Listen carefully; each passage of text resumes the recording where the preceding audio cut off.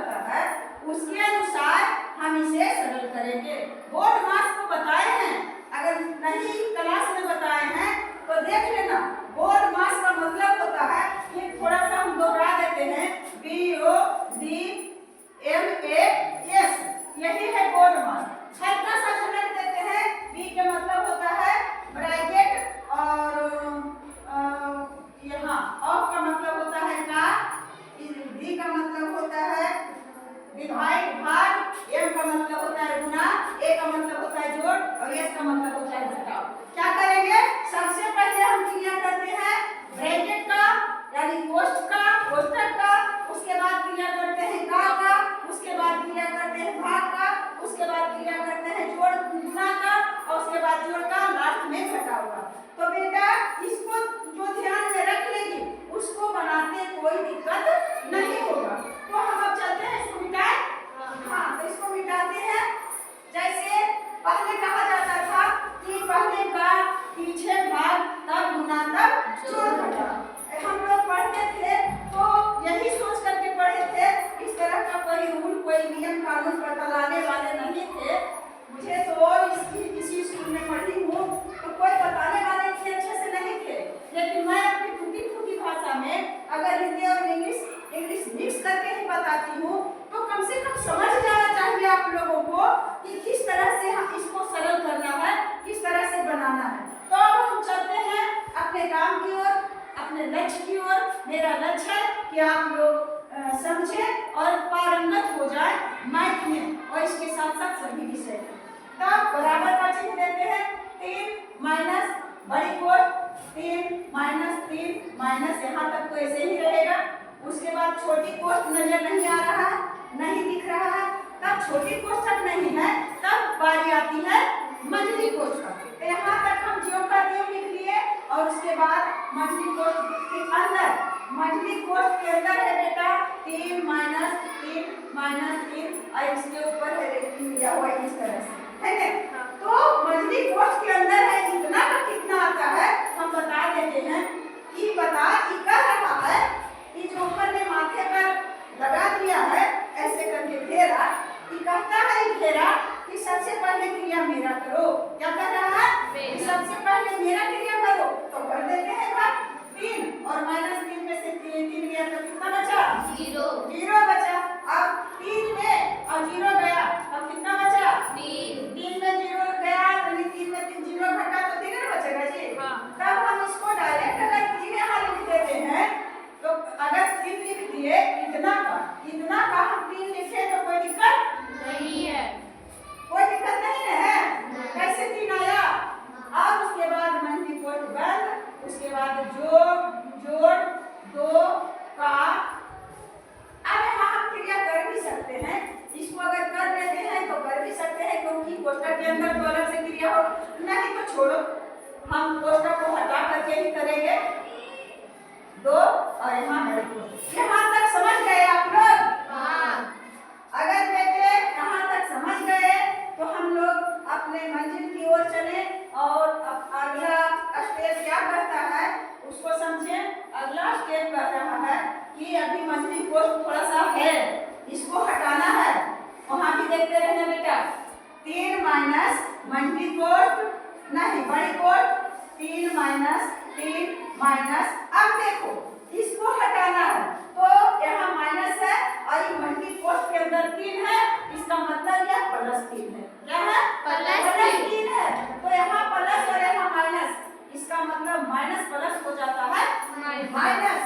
यह तो 3 माइनस 3 और माइनस प्लस माइनस, अब 3 हो गया और कोष्ठ गया हट। कोष्ठ क्या हो गया? हट गया। कोष्ठ का विदागरी हो गया, यहाँ से अलविदा हो गया। और उसके बाद फिर जोड़ है तो जोड़ 2 का और 2 भाग 2 और बड़ी कोष्ठ। अब 2 आ गया, बात किसका? अब आ गया बड़ी कोष्ठ को हटाने का मंझली कोष्ठ का विदागरी। अब क्या करेंगे बेटे? मंझली कोष्ठ के अंदर हम सबसे पहले क्रिया करेंगे किसका? मंझली कोष्ठ के अंदर हम सबसे पहले क्रिया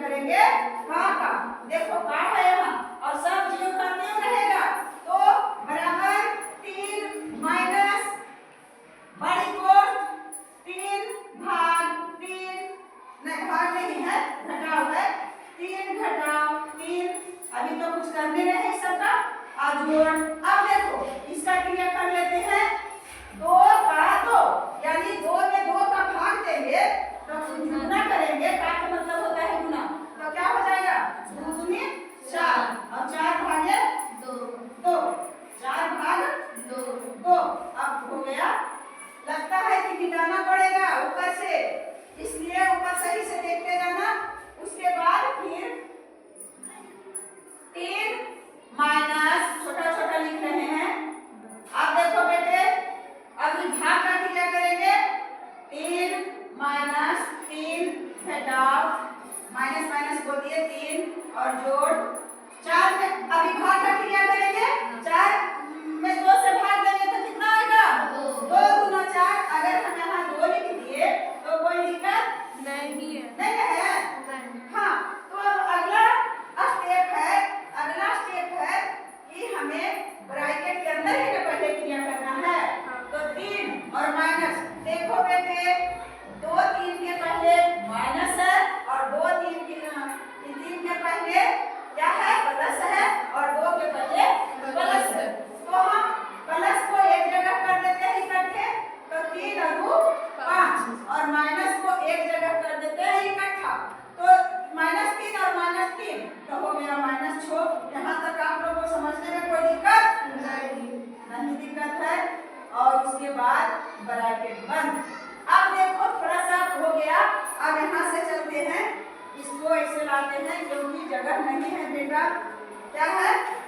बराबर यहाँ डालेंगे 3 माइनस बड़ी कोष्ठ 5 माइनस 6।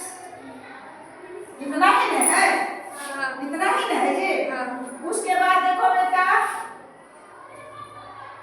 3 और ये वाला माइनस लिख लिए। उसके बाद इसके अंदर को सोचो, 5 माइनस 6 तो कितना बचेगा? नहीं बचेगा, -1 बचेगा। तो हम यहाँ -1 है, किसको घेरेंगे ना फिर जी? -1 बचा तो हम एक ही साथ में हो जाएगा, नहीं घेरेंगे तब। फिर अब बराबर 3 और माइनस क्या हो जाएगा? प्लस। जब हम नहीं करेंगे तब तक ब्रैकेट को हटाएंगे कैसे? कह रहा है माइनस से गुना करना है -1 का, तो माइनस गुने माइनस बराबर हो गया +1। अब कितना हो जाएगा? 3 + 1 बराबर 4 और यही मेरा आंसर हुआ। अब लगता है मुझे कि मेरे बच्चे समझ गए होंगे। अगर समझाने का तरीका अच्छा रहा होगा तो समझ गए होंगे।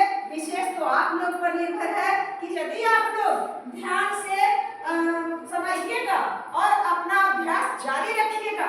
बिना अभ्यास का मैथ संभव नहीं है। और अपना धैर्य को नहीं खोइएगा, धैर्यवान बनिए और निष्ठावान बनिए और इसमें पारंगत होइए। बेस्ट ऑफ लक बेटा।